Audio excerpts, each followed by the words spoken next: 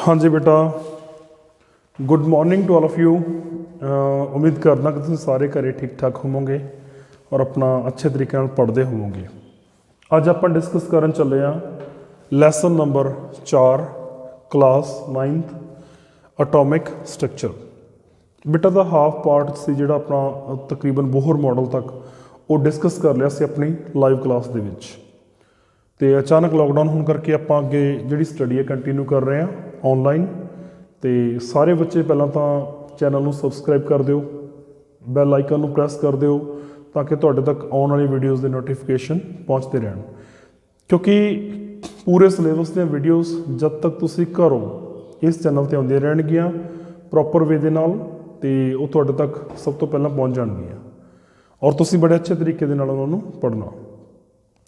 सो ਆਪਾਂ डिस्कस करते हैं लैसन 4 एटॉमिक स्ट्रक्चर ਦੇ ਵਿੱਚ ਸਾਡਾ सब तो पहला आर्टिकल ਜਿਹੜਾ ਹੈਗਾ टॉपिक पढ़ना how electrons are divided in different orbits कि डिफरेंट ऑर्बिट्स ਹੁਣ डिफरेंट ऑर्बिट्स की ने।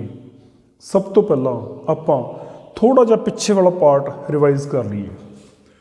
ਅਸੀਂ ਐਟਮ ਦੀ कुछ इस तरह की ਜਿਹੜੀ डायग्राम सी वो सीखी सी ड्रॉ की सी पोस्टुलेट्स पढ़े सीगे कि एटम कुछ इस तरह का हुंदा, सेंटर दे विच न्यूक्लियस हुंदा, न्यूक्लियस दे उत्ते पॉजिटिव चार्ज एंड सराउंडिंग जिहड़ा न्यूक्लियस पार्ट है दैट इज़ एम्प्टी एंड उत्थे इलैक्ट्रॉन्स रिवॉल्व करते हैं। Last points the electrons are not stationary, they are continuously moving in some manner. ठीक है, तो इस तरह का आपने एटम का मॉडल बनाया सी। अगर तुहाडे याद होवे बोहर मॉडल के पोस्टुलेट्स जिहड़े सी वो यही कहते सी कि ये न्यूक्लियस है, इट्स ओके, इत्थे प्लस चार्ज है, प्रोटॉन ने न्यूट्रॉन ने। ठीक है, बाहर जिहड़ा पोर्शन है इत्थे इलैक्ट्रॉन घूमते हैं और इलैक्ट्रॉन वैसे ही नहीं घूमी जाते किसी भी मैनर च।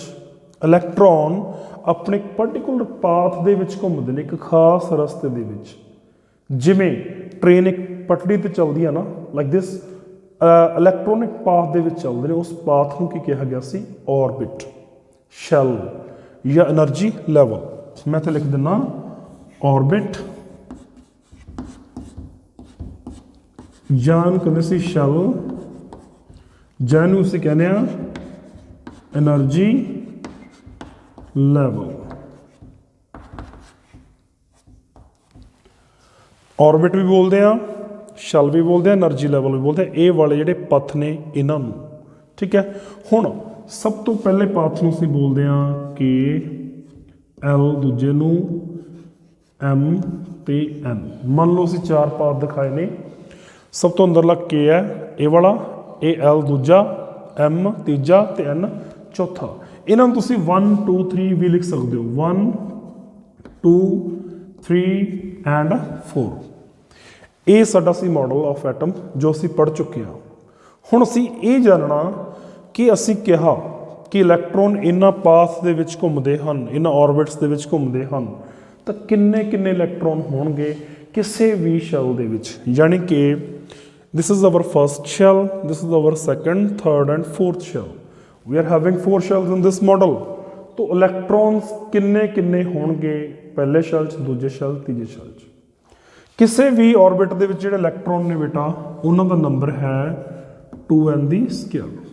2n दी स्केयर इलैक्ट्रॉन किसी भी ऑर्बिट दे विच हो सकते हैं। Where n is equal to 1 2 3 4 etcetera.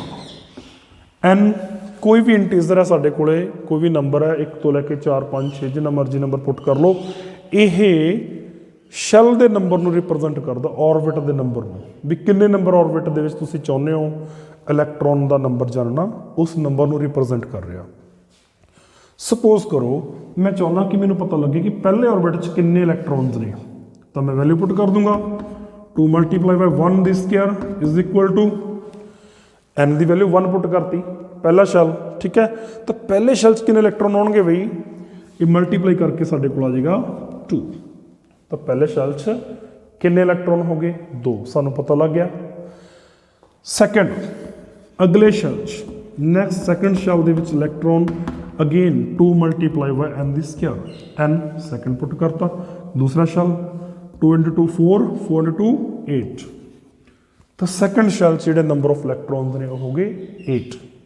Similarly third shell 2 multiply by 3 ਦੀ square equal to 18 and fourth shell ਸਾਡੇ ਕੋਲੇ ਇਜ਼ ਇਕੁਅਲ ਟੂ 32। ਕੁਛ ਇਸ ਤਰ੍ਹਾਂ ਸਾਡੇ ਕੋਲ ਸੀਕੁਐਂਸ ਆ ਰਿਹਾ ਕਿ ਕਿਹੜੇ ਸ਼ੈਲ ਦੇ ਵਿੱਚ ਮੈਕਸੀਮਮ ਇਲੈਕਟ੍ਰੋਨ, ਇੱਕ ਵਰਡ ਮੈਂ ਬੋਲ ਰਿਹਾ ਮੈਕਸੀਮਮ, ਇਹਦਾ ਮਤਲਬ ਕੀ ਆ? ਜ਼ਿਆਦਾ ਤੋਂ ਜ਼ਿਆਦਾ ਇੰਨੇ ਇਲੈਕਟ੍ਰੋਨ ਹੋ ਸਕਦੇ ਨੇ, ਇਸ ਤੋਂ ਜ਼ਿਆਦਾ ਨਹੀਂ ਹੋ ਸਕਦੇ। ਪਰ ਐਕਚੁਅਲ 'ਚ ਹੁੰਦਾ ਕੀ ਆ?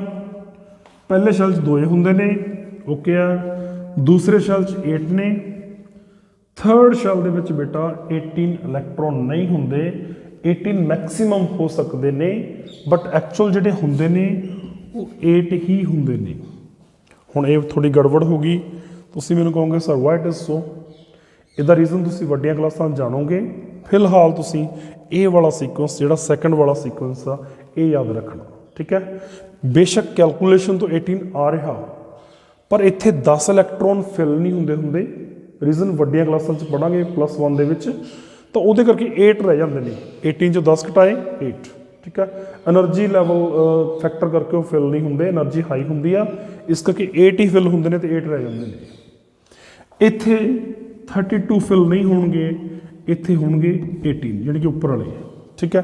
ਸੋ ਇਹ ਸਾਡੇ ਕੋਲੇ ਸੀਕੁਐਂਸ ਆ ਗਿਆ ਜੋ ਤੁਹਾਡੇ ਸਿਲੇਬਸ ਦੇ ਵਿੱਚ ਹੈ ਕਿ number of electrons in A shell, that is 2 8 8 18। ਤੁਸੀਂ ਇਹਨੂੰ ਕੁਝ ਇਸ ਤਰ੍ਹਾਂ ਲਿਖ ਸਕਦੇ ਹੋ, 2 ਫਸਟ ਸ਼ੈਲ 'ਚ, 8 ਸੈਕੰਡ ਸ਼ੈਲ 'ਚ, 8 ਅਗੇਨ ਥਰਡ ਸ਼ੈਲ 'ਚ ਐਂਡ 18 ਇਨ ਫੋਰਥ ਸ਼ੈਲ 'ਚ। ਇਸ ਸੀਕੁਐਂਸ ਨੂੰ ਬੇਟਾ ਲਰਨ ਕਰ ਲਓ, 2 8 8 ਐਂਡ 18। ਨੈਕਸਟ ਹੈ ਸਾਡੇ ਕੋਲੇ ਵੈਲੈਂਸੀ। ਵੈਲੈਂਸੀ ਦਾ ਕਨਸੈਪਟ ਆ ਗਿਆ ਜੀ। तो वैलेंसी की होंगी आ?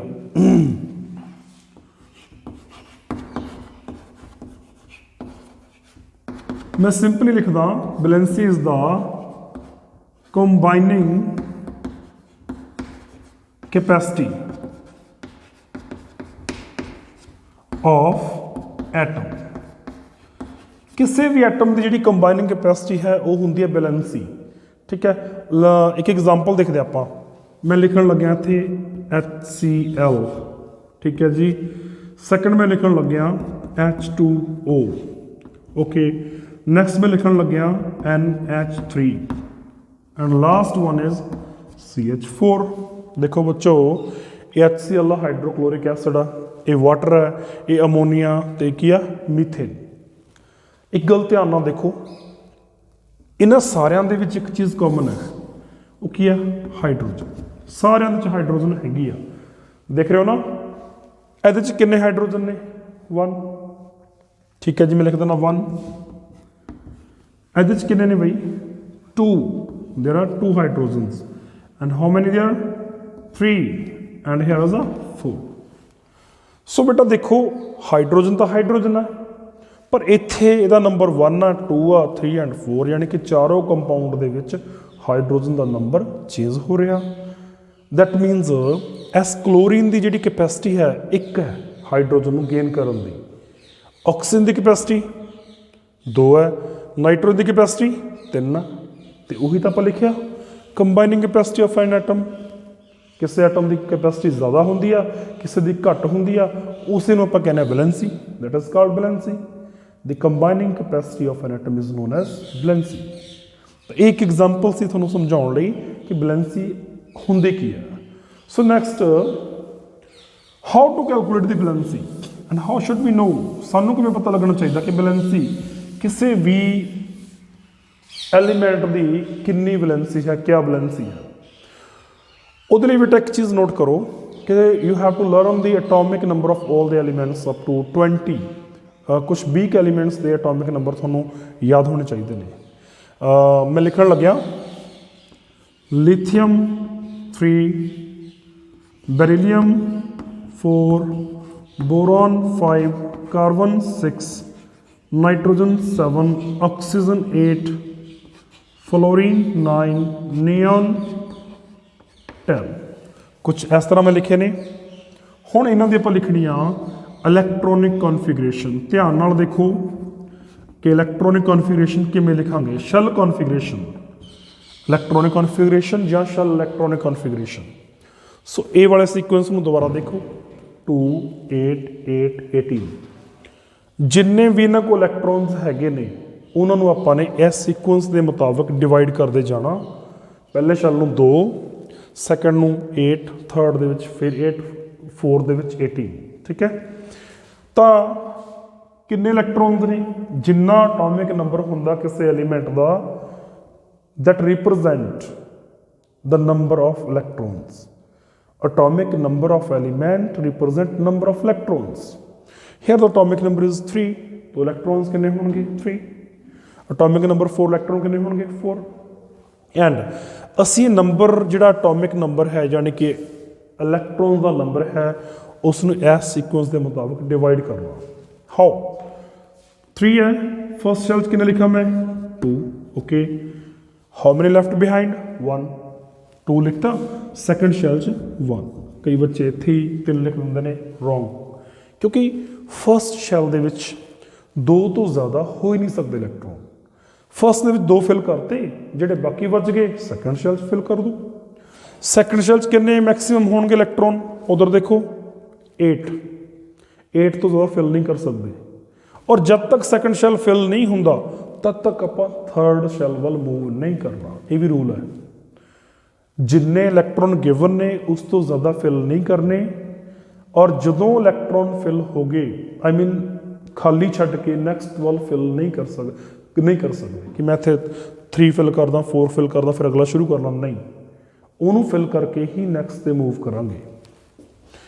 2 and 2 4 2 3 2 4 2 5 2 6 2 7 2 8 कुछ इस तरह आ गया। सारे बच्चे देख लो। इस तो अगला एलीमेंट जो आएगा वो 2 8 1 हो जाएगा, क्योंकि 8 तक फिल हो चुके हैं। तो थर्ड शैल यानी कि ये वाला, इनू एवं लिख सकते हो KLMN।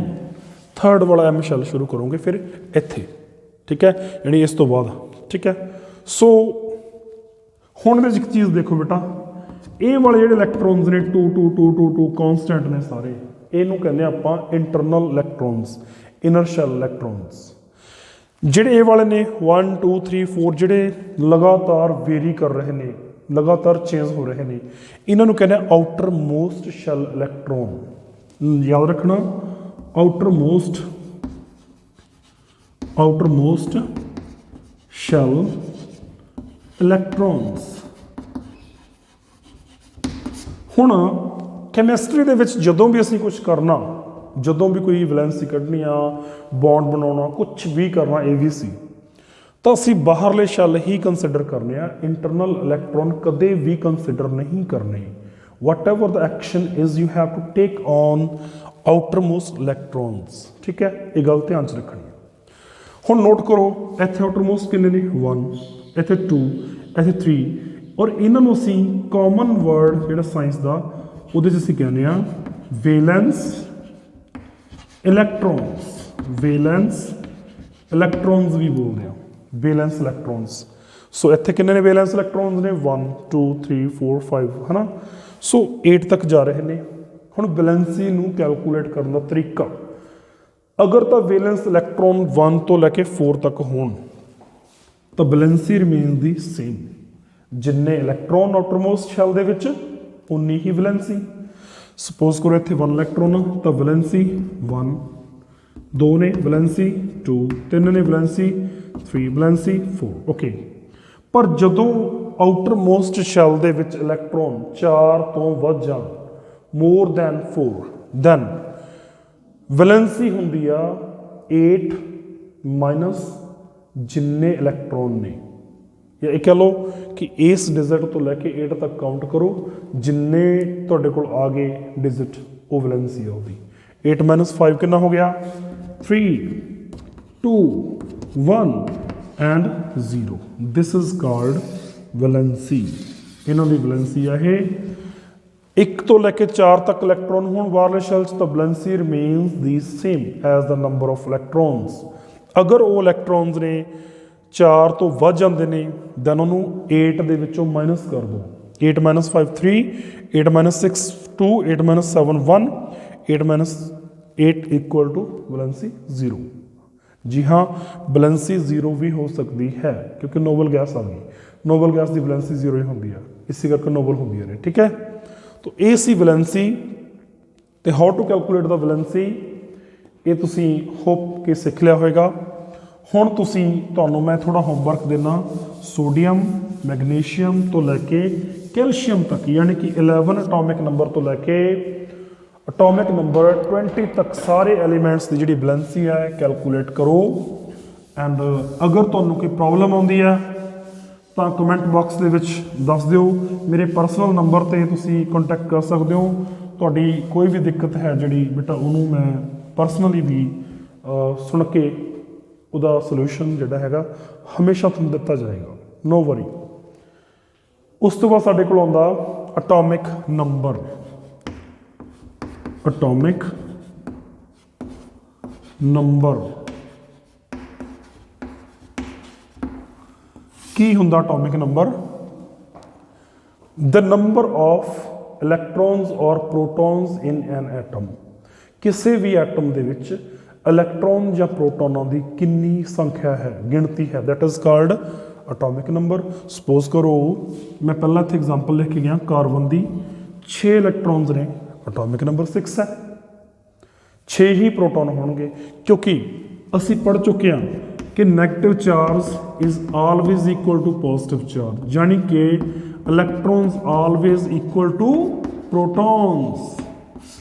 किसी भी एटम दे विच इलैक्ट्रॉन्स ने जिहड़े हमेशा प्रोटॉन के बराबर होंदे ने। इस करके जिहड़ा साडे कोले अटोमिक नंबर हुंदा वो नंबर ऑफ प्रोटॉन भी हो सकता, नंबर ऑफ इलैक्ट्रॉन भी, पर असी मोस्टली नंबर ऑफ प्रोटॉन ही लैंदे हां क्योंकि एक पॉजिटिव चार्ज आ, सेंटर दे विच आ, प्रोटॉन के नंबर कदे चेंज नहीं होंदे, ना प्रोटॉन इलैक्ट्रॉन दे एटम दे विच कढ सकदे आ, ना आपां बाहर ऐड कर सकते हैं। प्रोटॉन का नंबर स्थिर रहिंदा, हमेशा हमेशा कॉन्सटेंट हुंदा, हिलदा नहीं। इलैक्ट्रॉन्स ने रिमूव भी हो जाते हैं तो इलैक्ट्रॉन ऐड भी हो जाते हैं। सो अगर इलैक्ट्रॉन का नंबर चेंज होंदा दैट मीनस अटोमिक नंबर चेंज हो गया, it is not possible. So electron तो थोड़ा भरोसा घट करते हैं तो प्रोटॉन का नंबर में असीं मोस्टली लैके चलते हैं अटोमिक नंबर। ठीक है, क्योंकि दोनों का नंबर हमेशा बराबर है, सो नो इशू। जो तुसी लिख रहे हो that is called atomic number, number of electron, number of protons. So ये तुसी अटोमिक नंबर ने जिहड़े वो जरूर बेटा लर्न कर लियो 1 to 20। 9th class it is mandatory, जरूरी है कैमिस्ट्री लई। फिर आ गया साडे कोले अटोमिक मास। अटोमिक मास जिहनूं असीं मास नंबर भी कह दिंदे हां, परमाणु पुंज, mass number, atomic mass. It is the number of protons plus neutrons. Proton ते neutrons in nucleus of an atom. किसी भी एटम के न्यूक्लियस दे विच किन्ने प्रोटॉन ते किन्ने न्यूट्रॉन ने, that is called atomic mass या मास नंबर भी इन्हूं कह दिंदे आपां। ते किसी भी एटम के न्यूक्लियस दे विच प्रोटॉन ते न्यूट्रॉन, ठीक है जी, इलैक्ट्रॉन तो बाहर घूमते हैं, प्रोटॉन ते न्यूट्रॉन ने जिहड़े that will be in the nucleus. So उस तो बाद आपां थोड़ा जिहा इन्हां नूं डिस्कस करिए। अटोमिक मास जिहड़ा हैगा उहनूं असीं रिप्रजेंट करदे हां ए नाल, अटोमिक नंबर नूं रिप्रजेंट करदे सी Z नाल। हुण मैं कोई एलीमेंट का सिंबल लिखण लग्या जर्नल X, सपोज करो कोई एलीमेंट आ, ठीक है, इहदे नीचे अगर अटोमिक नंबर ते अटोमिक मास असीं रिप्रजेंट करना तो किवें करना? नीचे लिखांगे अटोमिक नंबर, ऊपर लिखांगे असी अटोमिक मास या मास नंबर। इस तरीके नाल किसी भी एलीमेंट नूं रिप्रजेंट करांगे उहदे एटॉमिक मास ते एटॉमिक नंबर। सपोज करो असीं लिख रहे हैं अगेन कार्बन 612, 6 कार्बन का एटॉमिक नंबर है, 12 कार्बन का एटॉमिक मास, ये ध्यान रखना। हुण मैं लिखण गया नाइट्रोजन अगेन 714, 7 नीचे है तो एटॉमिक नंबर है, ऊपर 14 है एटॉमिक मास है। नाइट्रोजन का एटॉमिक नंबर तो एटॉमिक मास। सो किसी भी एलीमेंट का एटॉमिक मास तो एटॉमिक नंबर ऐसे फार्मूले ऐसे फॉर्मेट दे विच असीं रिप्रजेंट करांगे, नीचे एटॉमिक नंबर ऊपर एटॉमिक मास। तो नैक्सट असीं अपना आर्टिकल करन जा रहे हैं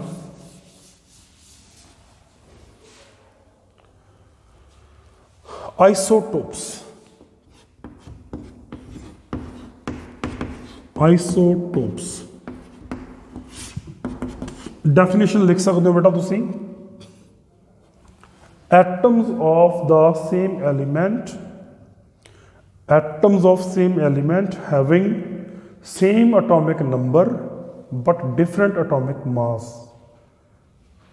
atoms of same element having same atomic number but different atomic mass, कि किसी भी एक ही तत्व के परमाणु जिन्हां दा परमाणु अंक इक्को जिहा होवे परंतु परमाणु पुंज डिफरेंट होवे, वख-वख होवे, उसनूं असीं आइसोटोप जां समस्थानक पंजाबी दे विच कहंदे हां।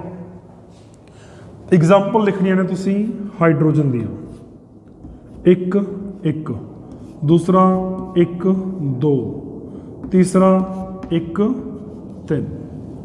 देखो तिन्नां दा एटॉमिक नंबर सेम है जी, पर मास नंबर तिन्नां दा डिफरेंट है 1 2 3। इनू बोलते हैं प्रोटियम, ड्यूटीरियम ते ट्रिटियम। नाम लिख सकते हो प्रोटियम, ड्यूटीरियम ते ट्रिटियम। मैं ज़्यादा लिखण का काम नहीं कर रहा, वीडियो बहुत लंबी हो जाएगी बेटा, इस करके बोल रहा, तुसीं नोट डाउन कर सकते हो वीडियो नू पॉज करके, ठीक है।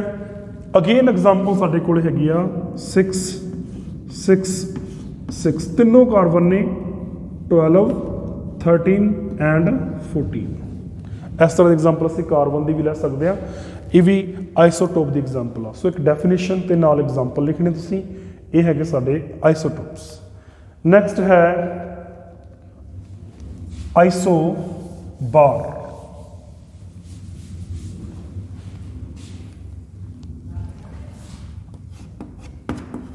आइसोबार्स, इसकी डेफिनेशन लिख सकते हो, एटम्स ऑफ डिफरेंट एलीमेंट्स, उत्थे सेम सीगा हुण डिफरेंट आ, ध्यान रखियो। आइसोटोप सेम एलीमेंट सी, इत्थे एलीमेंट्स डिफरेंट हो गए। Atoms of different elements having same atomic mass but different atomic number. तो देखो बेटा, अगर डिफरेंट एलीमेंट के एटम ने तो एटॉमिक नंबर तो डिफरेंट हो ही गया होएगा, पर इस खासियत की आ गई कि एटॉमिक मास सेम आ। लेट्स टेक द एग्जांपल, असी एग्जांपल ले रहे हैं जी argon, potassium and calcium the.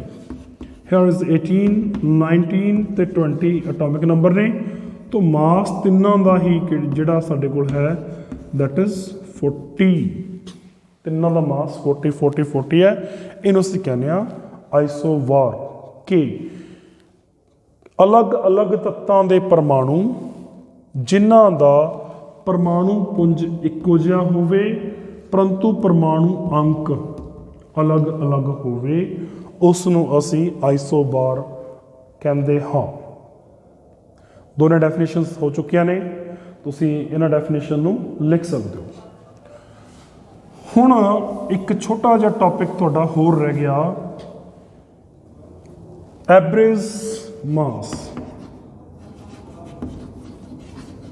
Average mass बेटा की हुंदा एवरेज मास?